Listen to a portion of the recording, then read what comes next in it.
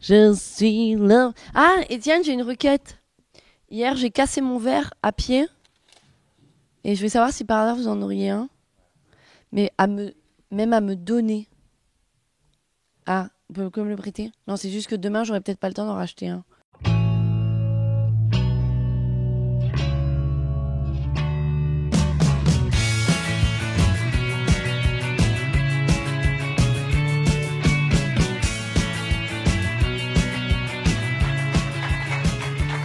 Qui de l'œuf ou de la poule est apparu le premier? Je suis Nicole Ferroli et je joue dans L'œuf, la poule ou Nicole.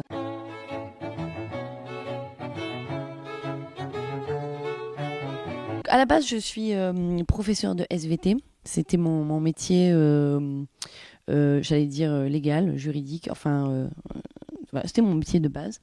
Et un jour, mon poste a été supprimé. Et comme c'était pas une très bonne nouvelle pour moi, j'ai pris un mi-temps annualisé. Et du coup, j'ai écrit ce spectacle-là.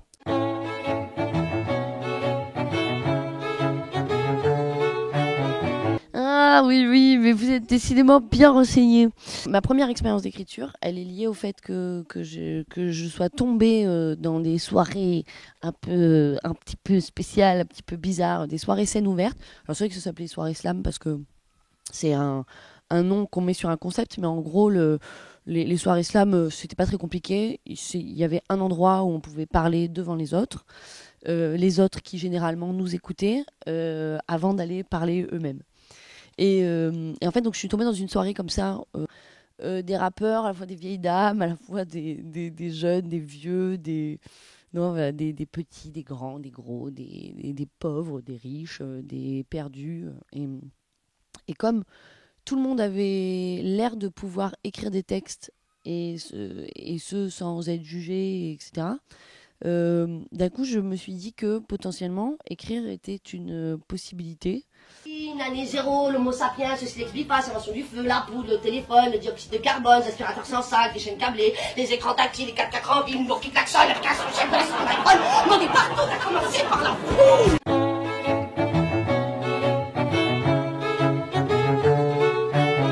L'évolution du spectacle, elle est vraiment, comme je pense tous les artistes, elle est vraiment au contact du public et la façon dont le texte ou le jeu rebondit sur le public.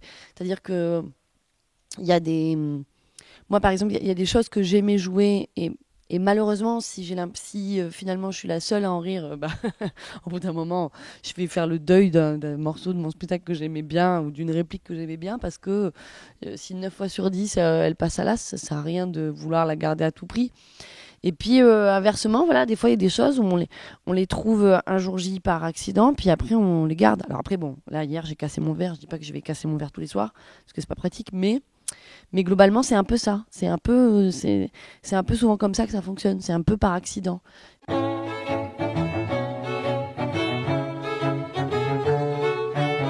faut faire attention parce que l'appel du public c'est un truc aussi qui est dangereux, c'est-à-dire vouloir aller là où le public veut nous emmener. Voilà, on peut avoir envie d'en faire des caisses pour faire rire, etc. Parce que voilà, c'est vrai que le rire, c'est quelque chose de grisant, c'est jouissif, donc on a envie d'accéder à ça. Mais maintenant, le risque, c'est que en voulant aller vers ça, on s'y perd en fait. Hein. Moi, mais souvent, il me dit, moi, si tu écoutes le public, tu finis à poil, quoi. Tu finis à poil, tu montes ton cul. Bon.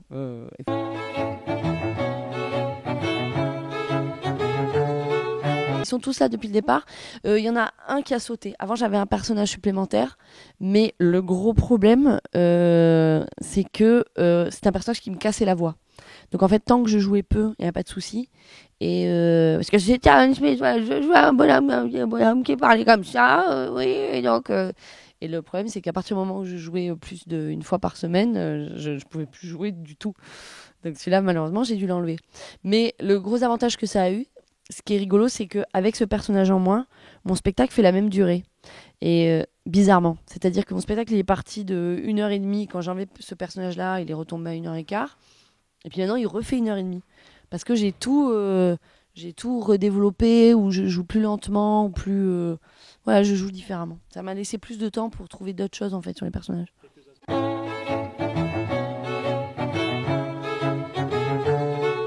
Le fait fête là, quasiment ses 5 ans. C'est vrai que c'est un bébé qui commence à être un peu plus âgé, quoi.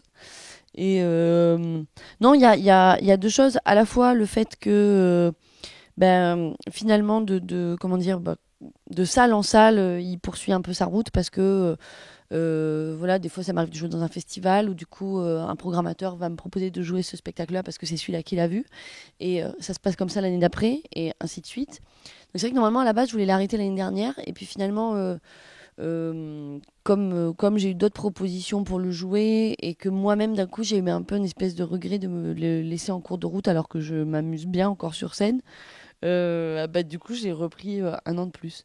Donc j'ai essayé de l'arrêter mais je n'ai pas réussi. Et après, non, la deuxième chose, c'est que en termes pratico-pratiques, j'arrive pas à avoir du temps pour écrire. C'est-à-dire que je crois que pour écrire un deuxième spectacle, il faudrait qu'à un moment donné, j'ai rien.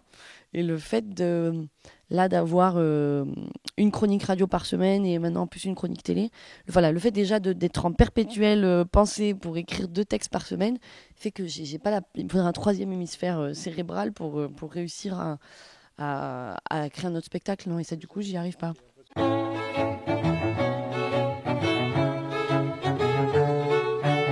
Bonjour Nicole Ferroni. Bonjour Monsieur Cohen. Oui. Alors, ah oui, vous êtes ému, il paraît. Oui, pardon. Moi aussi, du coup. Je vis parce que vous savez, Monsieur Hamon, je vais pas vous le cacher, vous étiez mon fantasme il y a quelques années. Moi, il y a quelques années, je rêvais qu'on fasse comme ça, bon, ça. À ma porte, comme ça, que ça fasse. Madame Ferroni, bonjour, je suis le nouveau ministre de l'Éducation nationale. Est-ce que ça vous dérange si je prends vos 3e en cours à votre place pendant 1 heure? Je rêvais de ça, d'un ministre, vous voyez, qui vienne comme ça voir ce que c'était vraiment qu'être enseignant. Parce que comme l'a dit Monsieur Cohen, oui, j'étais effectivement enseignant, donc je faisais partie de ces planqués là qui font 3 mois de vacances, 9 mois grève. Mon arrivée à la radio à France Inter, elle est liée bizarrement au fait que j'ai envoyé ma lettre de démission de l'Éducation nationale au courrier des lecteurs du Monde. Voilà, quand j'ai démissionné de l'Éducation nationale, comme il y a eu une année où les profs ont manifesté à la rentrée scolaire et que tout le monde disait oui, c'est quand même un peu du foutage de gueule, ils n'ont même pas commencé à travailler, déjà ils manifestent, et que moi je venais de démissionner, je me suis dit je vais expliquer moi pourquoi je suis partie, alors que voilà, je faisais partie de ces planqués. Et donc je voulais dire, voilà, bien que soi-disant j'étais une planquée, j'ai fini par en partir, et voilà mes raisons. Et du coup, en fait, c'est une journaliste qui a vu cette lettre-là, qui a fait un article du coup sur ma reconversion, ou en tout cas sur ma démission à l'Éducation nationale.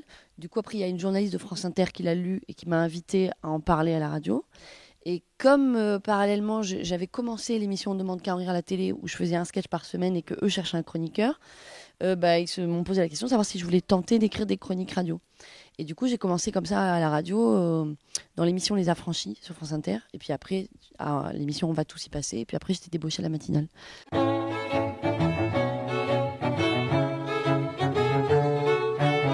Moi, des fois, j'ai eu cette impression-là. Et puis, au final, je crois que malheureusement...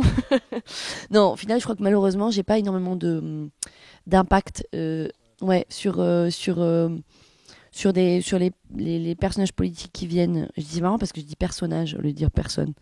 Mais je crois que c'est pour ça que j'ai pas tellement d'impact en fait sur les invités de la radio, parce que malgré tout, ils sont dans un statut et dans une fonction qui fait qu'ils ont l'habitude d'entendre des chroniqueurs et de recevoir des remarques incisives, et y compris avec humour, etc. Et donc j'ai l'impression que la plupart sont quand même très rodés à ce type d'exercice de devoir être juste dans l'écoute et maintenir la façade durant la chronique.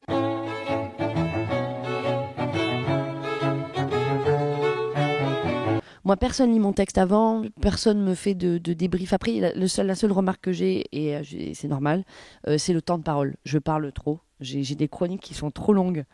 Je le sais, et à chaque fois, quand j'arrive pas à tailler, je parle plus vite. Bon, mais ils se rendent bien compte que j'ai pas à tailler. Mais voilà, c'est vraiment le seul point, la seule vraie contrainte que j'ai, c'est vraiment le temps. Mais sinon, non. Sinon, je suis plutôt tranquille. Oh mon Dieu, mais je suis fan! Mais vous savez que je suis fan de François Forget. Oh mon Dieu, attendez. Oh mais cette chance. Mais non mais pardon, excusez-moi Monsieur Panat, vous pouvez merci. Non parce que moi vous savez, je l'ai toujours dit, c'est quelqu'un qui m'a forgé. Vous savez les gens disent beaucoup, c'est en forgeant qu'on devient forgeron. Moi non, moi j'ai dit non, c'est en forger qu'on voit l'homme cultivé.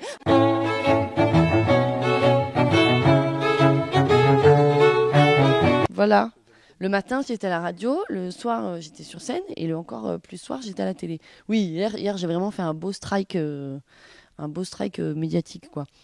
Mais oui, oui. Après, à la fois là, en ce moment, on voit, j'ai quand même quelques cernes hein, ici. À la fois, c'est un peu épuisant, bon, et à la fois, c'est chouette, parce que du coup, j'ai la possibilité de faire un peu ce qui me plaît. C'est vrai que la radio, c'est très différent, parce que je suis censée vraiment m'appuyer quasiment que sur mon texte et l'interprétation de ma voix, enfin le ton. Et puis, ouais, puis la scène, après, c'est autre chose. La scène, on a plus de temps qu'à la radio et qu'à la télé. C'est un truc on peut se permettre d'installer des longueurs et le vide n'a pas de place.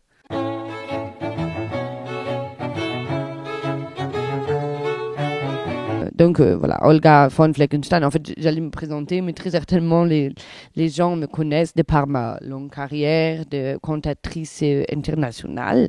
Et c'est vrai que voilà, le micro, c'est quelque chose que j'ai vraiment toujours eu en main parce que en fait, j'étais l'une des divas, comme ça, vraiment les plus connues, et personne ne savait vraiment d'où venait, comme ça, cette voix incroyable, et les gens s'extasiaient, tout le monde disait la Calas, à côté de Olga, c'est des pipis de chat, ou je ne sais pas exactement quelle est l'expression que vous dites en français. Et puis, en fait, c'est une fois, à l'occasion d'une interview avec Paris Match, que contre une grosse somme d'argent, j'ai fini par me révéler. Et par révéler ce terrible secret qu'elle était enfouie au fond de moi et qu'elle a raconté cette histoire d'amour, mais d'amour et des douleurs. Des douleurs. Voilà, c'est ça que je veux dire. Mais bon, je préfère pas en parler là parce que il vaut mieux voir le spectacle. Même si vous n'avez pas réussi à avoir de place, vous demanderez aux autres La Rochefoucauld.